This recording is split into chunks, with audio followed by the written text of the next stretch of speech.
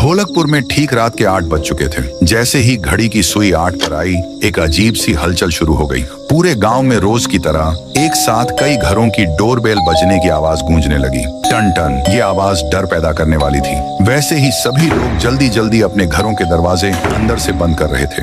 हर इंसान डर के मारे कांप रहा था और उनके चेहरे पर एक गहरी चिंता और घबराहट साफ दिख रही थी। लेकिन बाहर से आने वाली डोरबेल की आवाज बंद नहीं हुई। दरवाजे बंद होने के बावजूद वह भयानक आवाज दीवारों के पार घुसकर सीधे लोगों के कानों में चुभ रही थी। लेकिन गांव में एक आदमी ऐसा भी था। उसका नाम था बीरबल। बीरबल इस लगातार और चीखती हुई डोरबेल की आवाज से बुरी तरह परेशान हो चुका था। उसका गुस्सा 7वें आसमान पर पहुंच गया था। उसने बिना कुछ सोचे समझे पूरे जोर से दरवाजे को खोला। दरवाजा खुलते ही पूरा मौसम जैसे बदल गया। एक जोरदार और तूफानी हवा का झोंका तेजी से सड़क से होता हुआ सीधा बीरबल के घर की तरफ बढ़ा। वह तूफानी झोंका उसके शरीर से ऐसे गुजरा कि बीरबल का सिर धड़ से अलग होकर एक तरफ गिर पड़ा। बीरबल दर्द से तड़पते हुए वहीं जमीन पर ढेर हो गया। उनमें से एक घर थुंग थुंग का था, जो बड़े मकान में रहा करता था। उसके पापा टंग टंग ने थुंग थुंग से कहा, बेटा थुंग थुंग, सुन, मैंने घर के सब दरवाजे और खिड़कियां अच्छी तरह से बंद कर दिए हैं। अब तू एक बात दिमाग में बिठा ले, गलती से भी किसी भी हालत में गेट मत खोलना। चुपचाप जा और अपने कमरे में सो जा। टीवी देखते मत बैठना। फिर थुंग थुंग ने कहा, पर पापा मुझे बहुत तेज सुसु लगी है, मैं क्या करूं? अगर मैंने अभी नहीं किया तो यही हो जाएगा। क्या मैं नीचे बाथरूम में जाकर आऊं? मैं बहुत जल्दी वापस आ जाऊंगा। फिर टंग टंग बोले, ठीक है तू जा, लेकिन सुन, तू जल्दी से जाकर फ्रेश हो और मेरी बात ध्यान से सुन, दरवाजा बिल्कुल मत खोलना। थुंग थुंग ने झुंझलाहट में बोला, हाँ पापा नहीं खोलूंगा। आप लोग बिना बात के इतना डरते क्यों रहते हो? मुझे सब समझ में आ गया है, मैं अब बड़ा हो चुका हूँ यार। यह कहकर थुंग थुंग नीचे के फ्लोर पर चला जाता है। बाथरूम में वह अच्छे से सुसु करके फरी होकर मेन डोर को देखता है और एक गहरी सोच में डूब जाता है। यार ये क्या ड्रामा है? हर रात 8 बजे ये बेवजह का खौफ। सब कहते हैं 8 बजे के बाद दरवाजा नहीं खोलना चाहिए। साला, अब तो मैं देख कर ही रहूंगा कि आखिर 8 बजे के बाद दरवाजा खोलने पर होता क्या है। फिर क्या था, और सीधा जाकर जोर से दरवाजा खोल दिया। लेकिन वहां बाहर सड़क पर एक बड़े से बॉक्स के अलावा और कुछ नहीं था। थूंग थूंग बिना कुछ ज्यादा सोचे समझे घर से बाहर निकला और बॉक्स के पास आकर आजू बाजू देखने लगा।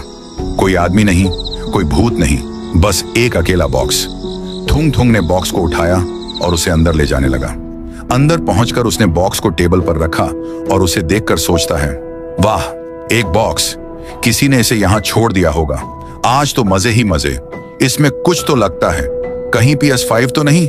कुछ भी हो, देखो, दरवाजा खोलने से मेरा फायदा ही हुआ। थुंग थुंग ने जैसे ही बॉक्स खोला, फिर वही अदृश्य हवा तेजी से जाकर थुंग थुंग के घर में घुसती है और सीधा थुंग थुंग के बदन से जा लगती है और पलक झपकते ही थुंग थुंग का भी सिर धड़ से अलग हो गया। वह खौफनाक हवा और भी ज्यादा स्पीड से ऊपर की ओर भागी और सीधा टंग टंग और उनकी पत्नी के बदन से जा टकराया और पल भर में उनका भी सिर कट जाता है।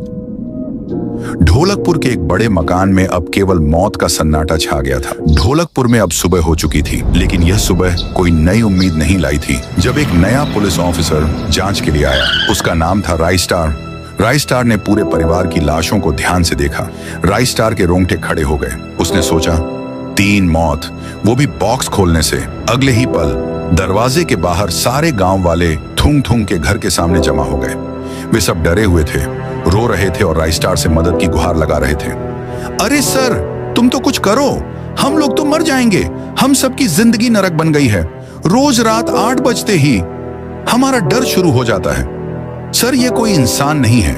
8 बजने के बाद जिसने भी दरवाजा खोला है, उसे एक अदृश्य हवा का झोंका मार देता है।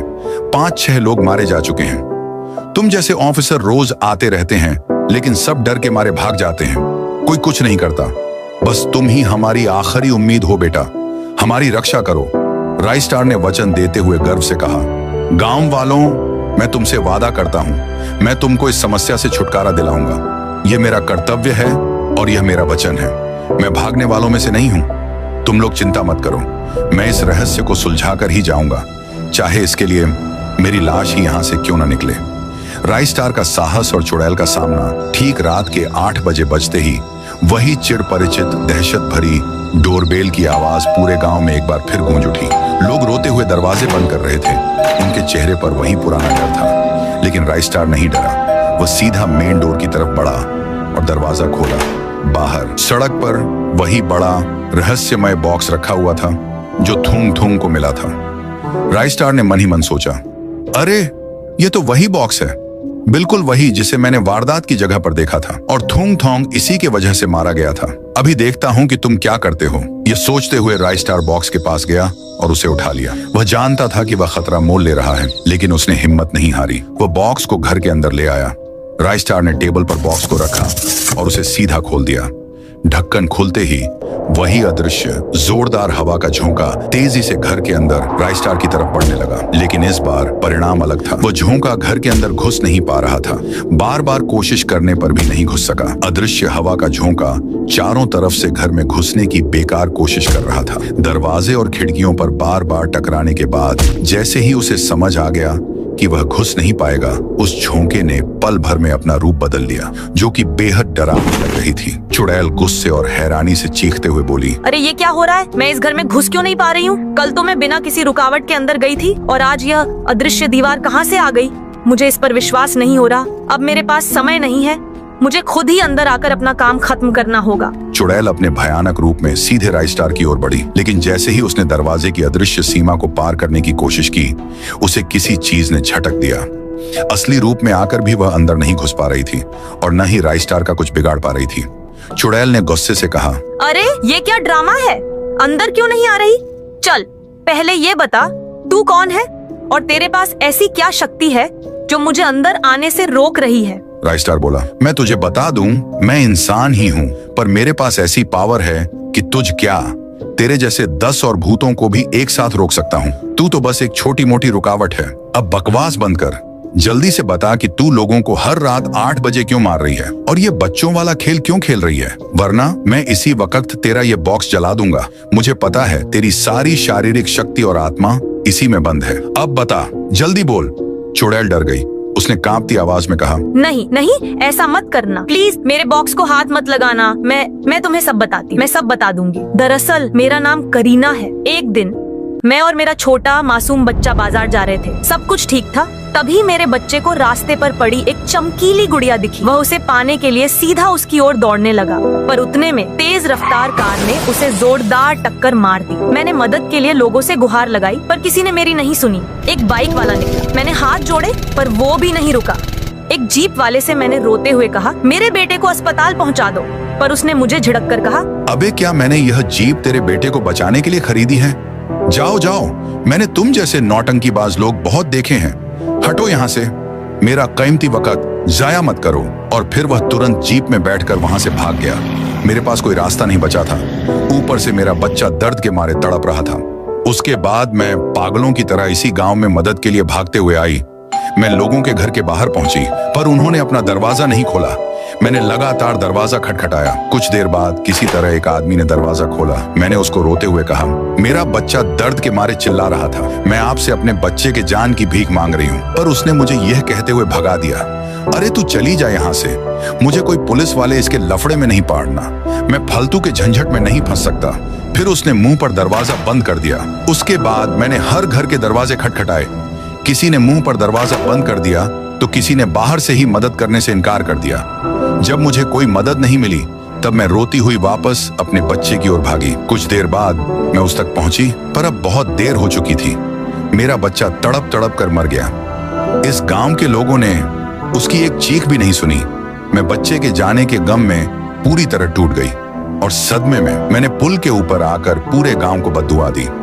ओह ढोलकपुर के बहरे और पत्थर दिल के लोगों, तुम सब ने मेरी और मेरे मासूम बच्चे की चीख को अनसुना किया। मैं तुम्हें श्राप देती हूँ, अब से हर रात ठीक 8 बजे मैं एक अदृश्य खतरे के रूप में तुम्हारे दरवाजे पर आऊंगी। तुम सब डर के मारे अपने दरवाजे बंद कर लोगे और जिसने भी उस वक्त स्वार्थ या डर को छोड़कर दरवाजा खोलने की हिम्मत की, उसे वही तड़प मिलेगी जो मेरे बच्चे को मिली थी। उसके बाद मैंने ब्रिज के ऊपर से कूदकर अपनी जान दे दी। इसी वजह से मैं लोगों को मारती हूँ। उन्होंने मेरे बच्चे को मरने दिया, अब मैं उन्हें उसी दर्द का एहसास कराती हूँ। इंसानियत की जीत चुड़ैल करीना की दर्दनाक कहानी सुनकर राइस्टार की आंखें नम हो गईं। राइस्टार ने तय कर लिया कि वह करीना की आत्मा को शांति दिलाकर ही रहेगा। अगले ही दिन पूर्णिमा की रात ठीक 6 बजे गांव वाले उस सूखे पेड़ के पास जमा हुए। राई स्टार भी वहां मौजूद था। राई स्टार ने उस सूखे पेड़ के चारों ओर काफी सारी मोमबत्तियां लगाईं। गांव वालों ने मोमबत्तियों की रोशनी में जमीन पर झुककर रोते हुए अपनी गलती मानी और करीना के बच्चे से माफी मांगने लगे। हमें माफ कर दो करीना, हमें माफ कर दो मासूम बच्चे, हमसे बहुत बड़ी गलती हो गई, हम पापी हैं, हमने इंसानियत को मार दिया, हमें शांति दो, हमें माफ कर दो। ओह करीना, हम कितने बेरहम थे। जब तुम्हारे बच्चे को हमारी जरूरत थी हमने अपने दरवाजे बंद कर लिए। हम अमीर जरूर थे पर दिल के बहुत गरीब थे। हम तुम्हारे दर्द को समझ नहीं पाए, हमें माफ कर दे। गांव वालों के सच्चे पछतावे और रोने की चीखें उस रात की हवा में गूंजने लगी। तभी एक अलौकिक आवाज सुनाई दी। सुनो। सबने ऊपर देखा। वह कहने लगी, मैं अब तुम सबको माफ करती हूं, लेकिन तुम सब वादा करो कि अगली बार से मेरे जैसा बर्ताव कभी नहीं करोगे। तुम सब हर जरूरतमंद की मदद करोगे, चाहे वह रात के 8 बजे ही क्यों ना हो। और अगर तुमने मेरी इस बात का उल्लंघन किया तो याद रखना, तुम्हारा अंजाम इस बार से भी ज्यादा बुरा होगा। और उस रात के बाद ढोलकपुर में कभी भी 8 बजे के बाद डोरबेल की कोई आवाज सुनाई नहीं दी। लोग खुशी से झूम उठे। उन्होंने राई स्टार का जोरदार नारा लगाया और उसे अपने हीरो का दर्जा दिया। राई स्टार ने ढोलकपुर को केवल एक चुड़ैल से नहीं बचाया, बल्कि उसे इंसानियत का पाठ पढ़ाया। तो अगर आपको राई स्टार का यह साहस और न्याय पसंद आया हो तो एक लाइक और सब्सक्राइब जरूर करना।